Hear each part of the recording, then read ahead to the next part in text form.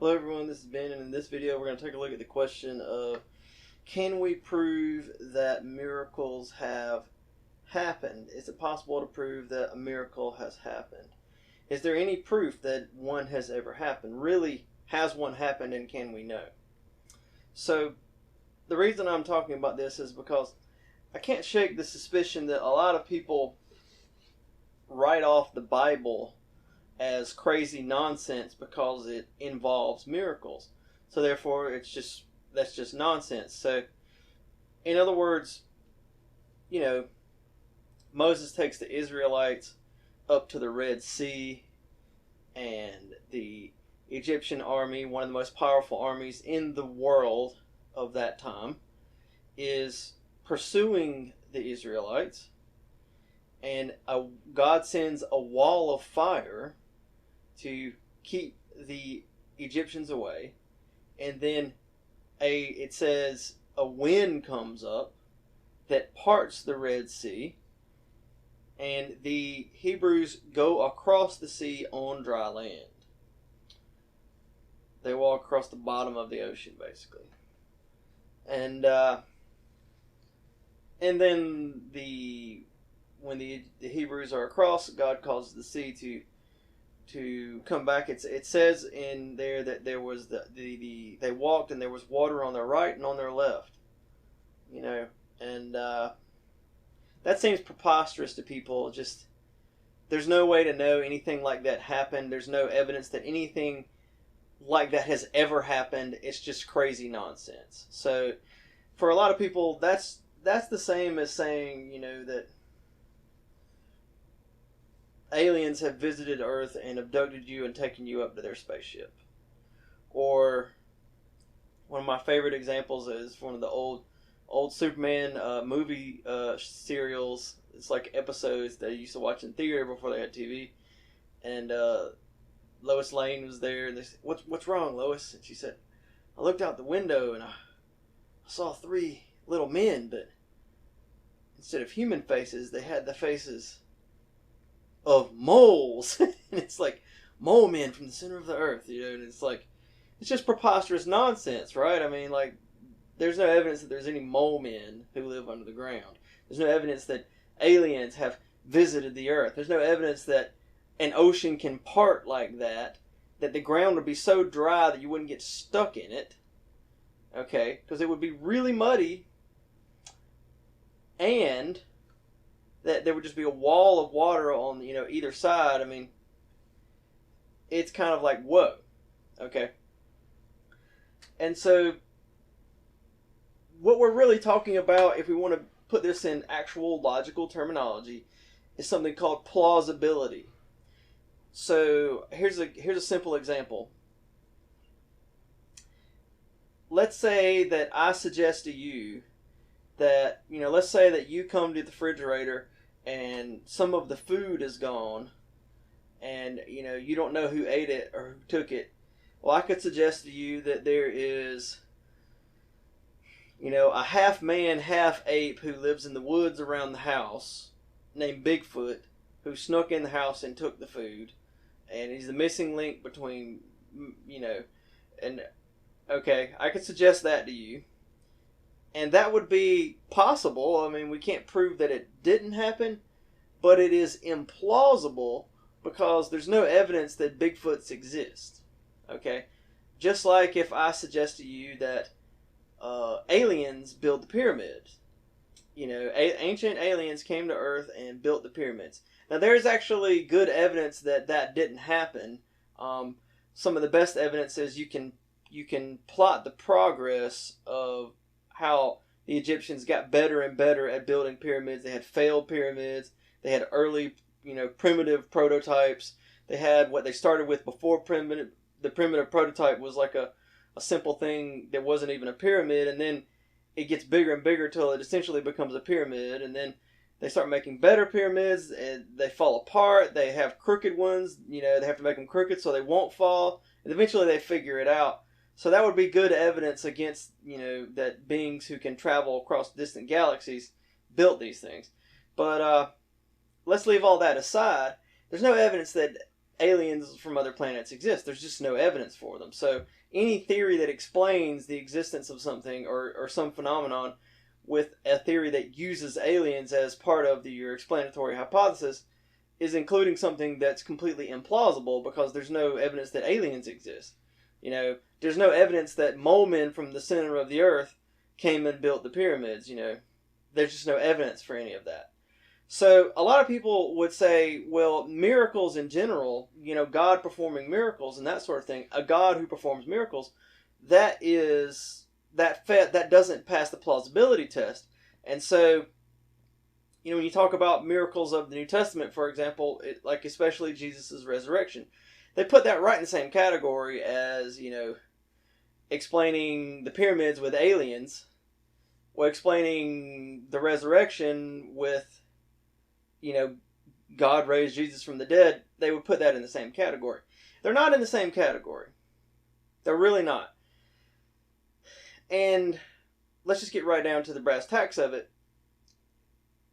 Let's take a look at something I've taken a look at multiple times before, the Kalam cosmological argument, which is an argument for the existence of God, which essentially says that, mathematically speaking, time cannot have been going on forever. To put it in a short and simple sense, there's a logical problem with the idea of an infinite past.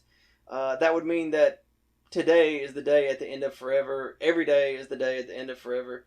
And so one way to think of it is, let's say that Jupiter has been revolving around the sun for an infinitely long time, and Saturn has been doing the same, but Saturn goes around the sun at half the speed of Jupiter. Then who's completed more orbits? Well, if it's been going on for an infinitely long time, they've both completed infinite orbits. But mathematically speaking, Saturn must have completed half as many orbits as Jupiter. That's just one of the many mathematical problems with an infinite past. We can't go into everything with that argument, so needless to say, I've got other videos dealing with that argument. But since the universe cannot have existed forever, or time cannot have been moving forever, then the question arises, okay, where did all of it come from? Well, it either popped into being without a cause, or something caused it to exist. There's tremendous logical problems with saying that the universe came into existence without a cause. Philosophical problems. I mean, that would mean that philosophically impossible things would have to be possible, because unstoppable forces and immovable objects would have to be able to come into existence and meet one another, but they can't. That's a logically absurd thing, but they would have to be possible, but it can't be possible, so therefore the only way around it is to say, well then, things don't pop into existence without a cause. Therefore, something supernatural caused the universe to exist. Now, this entity must be a personal being, for reasons that we delineated in videos on that argument, must be a personal being.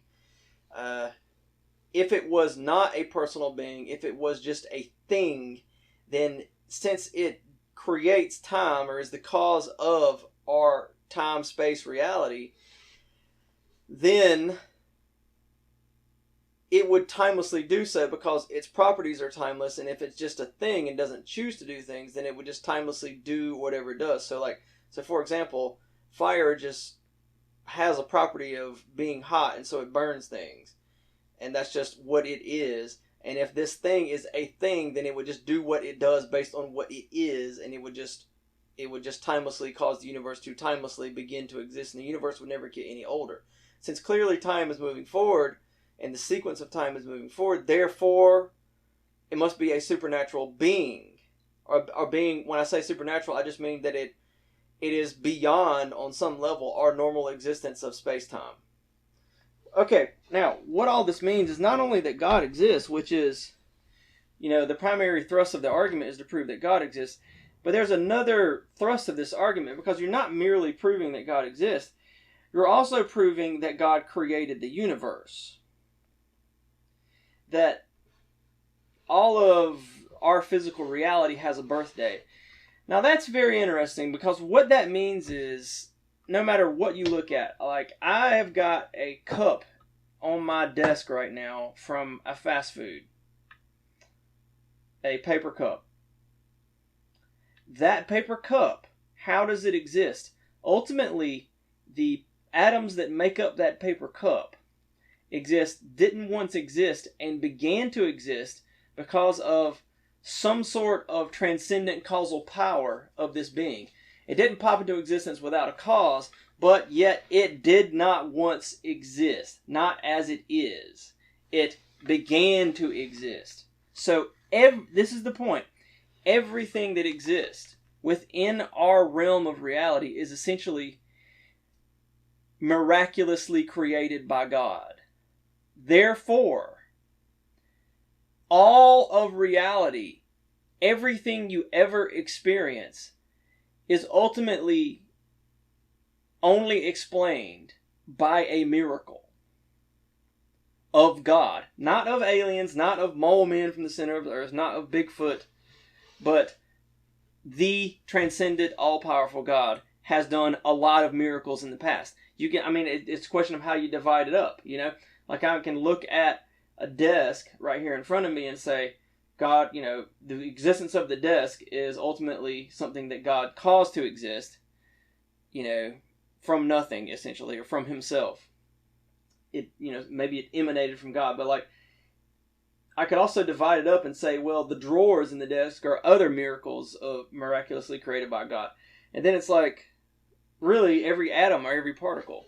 So, every single thing in the natural physical world that exists due to a miracle. Therefore, miracles are actually quite common.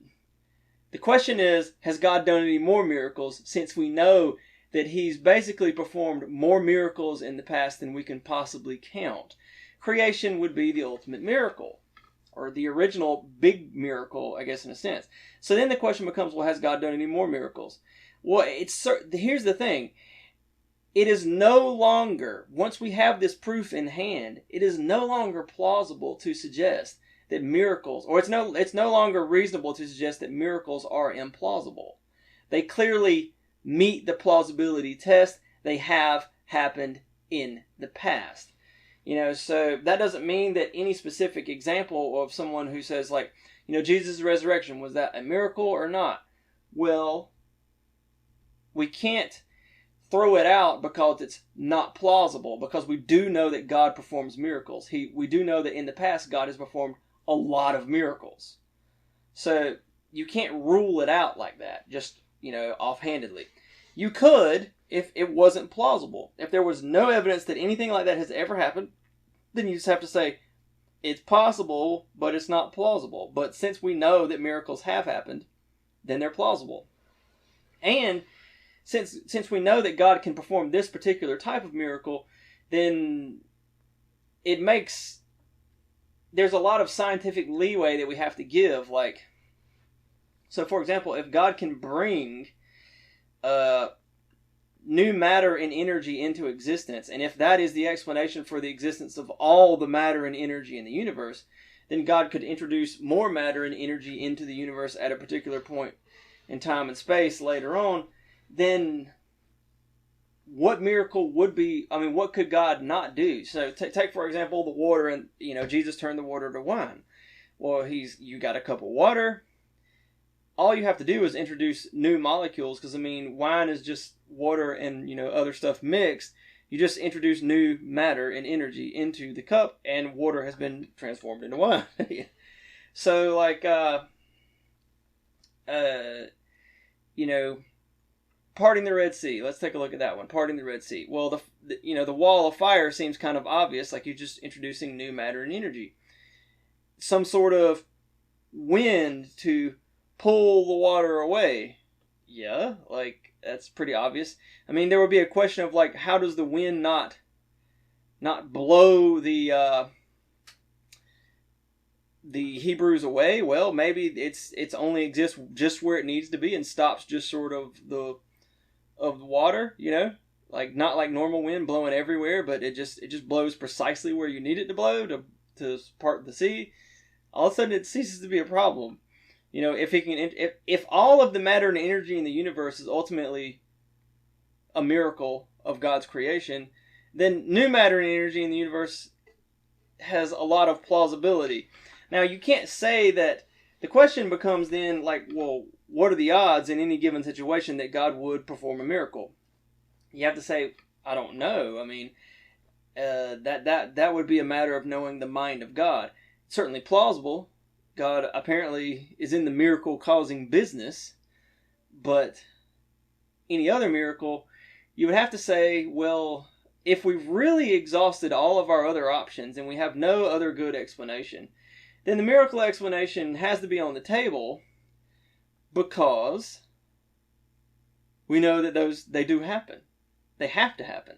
And we don't know that they happen because we have no other explanation for the beginning of the universe. No. This is a philosophically deductive, logical argument, the Kalam argument. So we're not saying that, the universe, the best explanation is God caused it to begin to exist. No, it's not an inference to the best explanation. That would be like what we're doing with Jesus' resurrection, for example. We're inferring that the best explanation of what happened there is God raising from the dead. But when it comes to the Kalam cosmological argument, this is a deductive argument. In other words, the conclusion must be true based on the two premises, and the two premises are logically airtight. So, like, it has to be true. It's like it's just one of those things. Like, you can't be an atheist and a Christian without redefining what atheist and Christian means. Like, that just has to be true. There are no married bachelors unless you just redefine what married and bachelor means. So that's it. That's the video.